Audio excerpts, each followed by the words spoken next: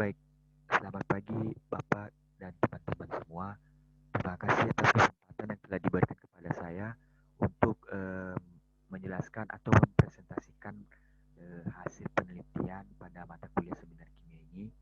Dan sebelumnya dulu yang saya hormati Bapak Gusep Pengampu, Pak Umar Kamanizar, dan teman-teman semua. Baik, pada pagi hari ini saya membuat video presentasi saya yang dimana judul dari tugas seminar kimia saya ini yaitu tentang uji aktivitas antioksidan dengan metode DPPH dan uji sitotoksik terhadap sel kanker payudara atau T47D pada ekstrak daun kemangi. Jadi pada lembaran penelitian ini ada kata kunci yang telah saya buat, ada sekitar 5, ya, ada 5 kata kunci, itu di mana yang pertama daun kemangi, kemudian antioksidan, kemudian ada DPPH, kemudian ada sitotoksi, dan ada T47D. Dan untuk itu mari kita bahas pada lembaran selanjutnya. Baik, pada latar belakang. Pada penelitian ini yaitu di mana seorang peneliti itu melakukan penelitian pada daun kemangi. Sebenarnya objeknya itu daun kemangi dan juga penyakit kanker. Penyakit kanker ini termasuk penyakit degeneratif, ya. Dan di mana kanker yang dibahas di sini itu penyakit kanker T47D yaitu sel kanker payudara.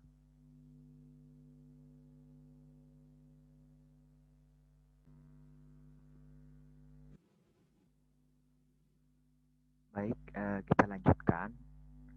Jadi penyakit degeneratif ini merupakan saya itu satu-satunya kanker yang dimana kita tahu bahwasanya tiap tahun penyakit kanker ini banyak memakan jiwa. Contohnya saja seperti data WHO pada tahun 2008, di mana ini kejadian di Asia Tenggara, ya, termasuk Indonesia, di mana angka kematiannya saja bisa mencapai 7,9 juta jiwa dalam satu tahun yang disebabkan oleh penyakit kanker ini. Nah, jadi untuk mengatasi hal itu maka para peneliti, ya, termasuk kita, ya, meneliti apa bagusnya obat herbal, ya, obat herbal atau khasiat yang harus kita buat atau yang harus kita analisis, ya, untuk mengatasi atau setidaknya meminimalisir kematian akibat dari penyakit kanker atau penyakit degeneratif. Kita harus tahu dulu apa sebenarnya penyebab dari penyakit kanker tersebut. Yang pertama itu disebabkan oleh sel-sel abnormal yang terus tumbuh dan berkembang biak dan juga menyebar di seluruh tubuh. Jadi sel-sel abnormal ini artinya sel-sel yang berkembang tapi berkembang secara tidak teratur. Jadi kita sebagai peneliti harus mengetahui bagaimana dari ganasnya penyakit kanker itu.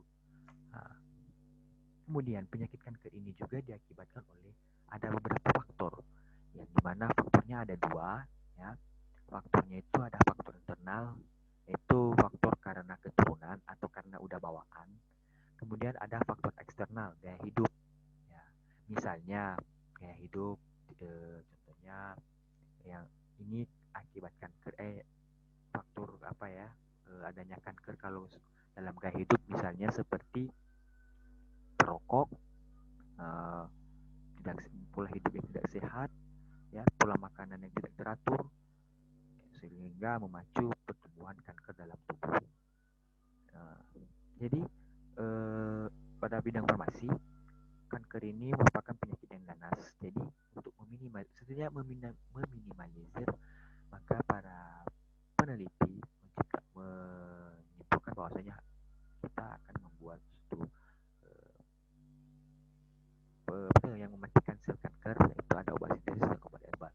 Dan di mana salah satunya obat herbal, di sini ini nanti yang akan dibahas. Ya, bagaimana pembuatan dari kok bisa daun kemangi bisa menjadi obat atau yang mematikan sel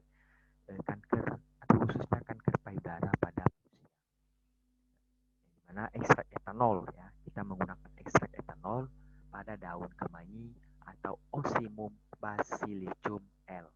Nah, ini bahasa Latinnya. Jadi artinya gini, ekstrak etanol ini itu untuk menghasilkan nanti ekstrak apa yang digunakan, yang sebenarnya sebagai yang meminimalisir atau yang mematikan sel kanker dalam tubuh manusia. Baik, kita lanjutkan pada rumusan masalah. Nah, di mana bagaimana tingkat aktivitas sitotoksi ekstrak daun kemangi pada sel kanker.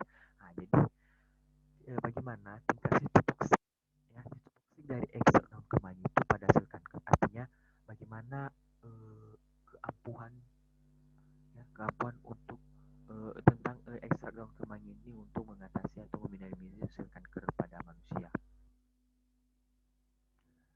Maka dengan itu tujuannya mengetahui bagaimana aktivitas sitotoksik ekstrak daun kemangi terhadap sel T47D atau yang kita ketahui tadi bahwasanya sel ini adalah merupakan sel kanker. Nah, ini sel kanker dan mengetahui aktivitas antioksidan ekstrak daun kemangi. Nah, nanti gimana kalau kita tahu ya, sitotoks ini merupakan suatu senyawa atau calon obat yang bekerja dapat membunuh atau menghambat pertumbuhan sel, misalnya sel kanker payudara tadi. Nah, jadi itu yang disebut dengan sitotoksik. Kemudian bagaimana manfaat penelitian akan hal ini? Itu untuk mengetahui sesuai dengan tujuan tadi, kita mengetahui aktivitas dari calon obat ini ya, yang berasal dari daun ekstrak daun kemangi, dan bagaimana kerjanya untuk bisa menghambat atau mematikan sel-sel kanker payudara pada manusia. Dan kita sering tahu bahwasanya sel payudara ini sering menyerang wanita, ya, wanita dewasa, dan itu terjadi karena pertumbuhan sel yang secara abnormal tadi yang dipengaruhi oleh faktor-faktor internal dan faktor eksternal. Dan bisa juga membuat penelitian itu sebagai referensi pada penelitian lainnya. Lanjut pada kajian teori. Nah, jadi kajian kita hari ini nanti ada lima judul. Itu ada daun kemangi, ada antioksidan, ada DPPH, ada sitotoksi, ada sel T47D. Langsung saja, apa itu daun kemangi? Ya, di mana daun kemangi ini merupakan obat atau tumbuhan biasa, yang dimana kandungan kimia yang ada dalam daun kemangi ini terdiri dari sincol, eugenol, saponin, flavonoid, polifenol, dan tanin. Nah, kemangi dapat dimakan secara mentah atau segar, nah, sebagai lalapan dengan cara memakan untuk mengunyah secara langsung juga. Nah, tapi dengan itu bisa, kalau secara dikonsumsi seperti itu, iya merupakan bisa dimakan seperti itu, tapi itu kurang praktis ya. Ini penelitian kita ya tentang daun kemangi dan bagaimana ekstraknya berguna dalam mematikan sel kanker. Ya, daun kemangi. Nah, jadi kita yang seperti tadi, pokoknya yang intinya itu dari daun kemangi ini kita menelitinya bagaimana ekstraknya itu bisa mengatasi sel kanker payudara. Ya, misalnya minyak sincol dan eugenol, saponin, nah ya, saponin, flavonoid, polifenol, dan tanin. Kemudian kita masuk pada antioksidan. Antioksidannya itu didefinisikan sebagai menunda atau memperlambat. Nah, seperti kita tadi ketahui pada tujuannya tadi, ya, untuk mengetahui sitotoksida, cara kerja sitotoksik dan antioksidan pada eh, sel antioksidan daun kemangi pada sel kanker payudara. Bagaimana kerjanya? Dimana nanti antioksidan ini kan untuk mencegah proses oksidasi lipid. Ya, oksidasi lipid atau antioksidan ini zat yang dapat mencegah terbentuknya radikal bebas dalam oksidasi lipid. Maksudnya pertumbuhan radikal ini untuk pertumbuhan sel yang berlebihan itu, khususnya pada sel T47D ini. Kemudian senyawa DPPH. Apa itu senyawa DPPH?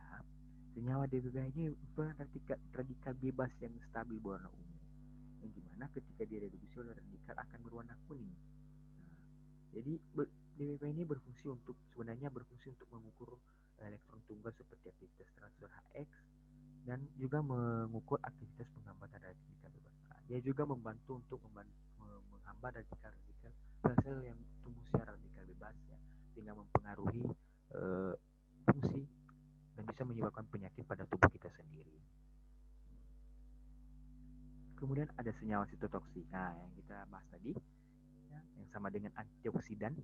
Senyawa sitotoksik ini juga merupakan senyawa yang menghambat ya, menghambat dari sel T47D. Jadi intinya pada penelitian ini itu bagaimana ekstrak daun kemangi ya. Ekstrak daun kemangi nanti ini saya secara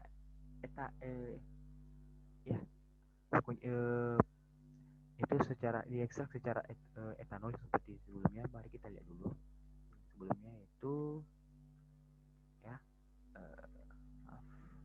ya secara ekstrak etanol.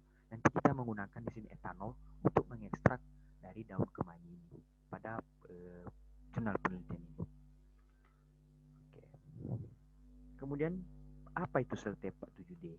Nah, jadi saya sudah khususkan di sini ya, pembahasannya. Ini dia, apa itu sel T47D? Nah, di sini ada beberapa sumber yang saya ambil, yaitu 3 sumber. Yang pertama, sel T47D itu merupakan sel kanker payudara ER or PR positif dan sensitif terhadap doxorubicin. Nah, doxorubicin. Jadi ini sangat sel ini sangat berbahaya ya, sangat ganas.